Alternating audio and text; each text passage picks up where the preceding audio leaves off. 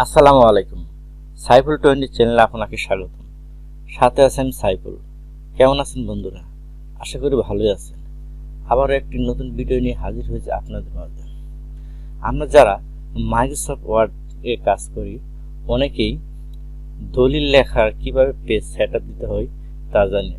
আজকের ভিডিওর টপিক হলো যারা মাইক্রোসফট ওয়ার্ডে দলিল লেখার পেজ সেটআপ দিতে পারি না তাদের জন্য।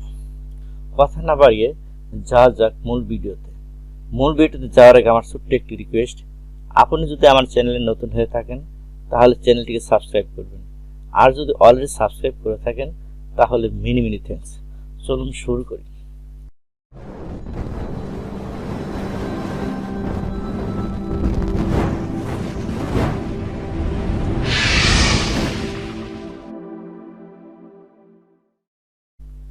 এর জন্য আপনাকে প্রথমেই মাইক্রোসফট ওয়ার্ড ওপেন করে নিতে হবে।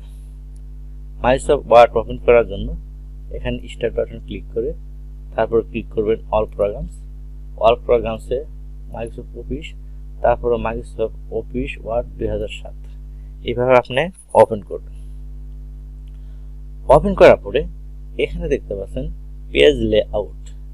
এই পেজ লেআউটে আপনি ক্লিক করবেন। পেজ লেআউটে ক্লিক করে এখানে দেখতে পাচ্ছেন পেজ সেটআপ।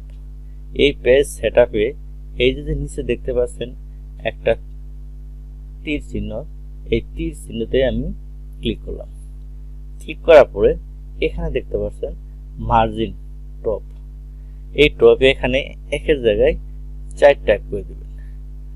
4 টাইপ করার পরে আপনি ওকে চাপ দিবেন। তারপরে এখানে দেখতে পাচ্ছেন মার্জিন। এই মার্জিনটা যা আছে তাই দিতে পারেন, অথবা আপনি কাস্টম মার্জিনে গিয়েও এখানে 4 টাইপ করে দিতে পারেন। এখন আসছে কি পেপার। এখন আমাদের এই যে উপরের টুক সাদা অংশ দেখতে পাচ্ছেন, এইটুক দলিল লেখার জন্য উপরে যে লেখাগুলো থাকে সেক্ষেত্রে এখান থেকে আপনি টাইপ করবেন, অর্থাৎ আপনি দলিল লিখবেন।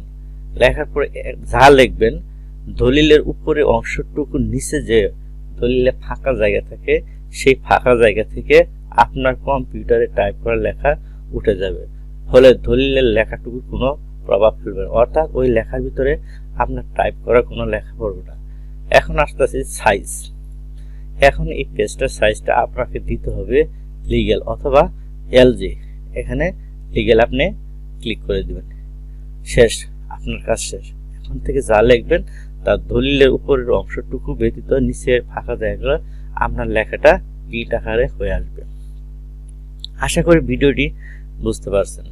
যদি কোনো প্রকার সমস্যা হয়, মাইক্রোসফট ওয়ার্ড সম্পর্কে জানতে আগ্রহী চান, তাহলে কমেন্ট করে জানাবেন।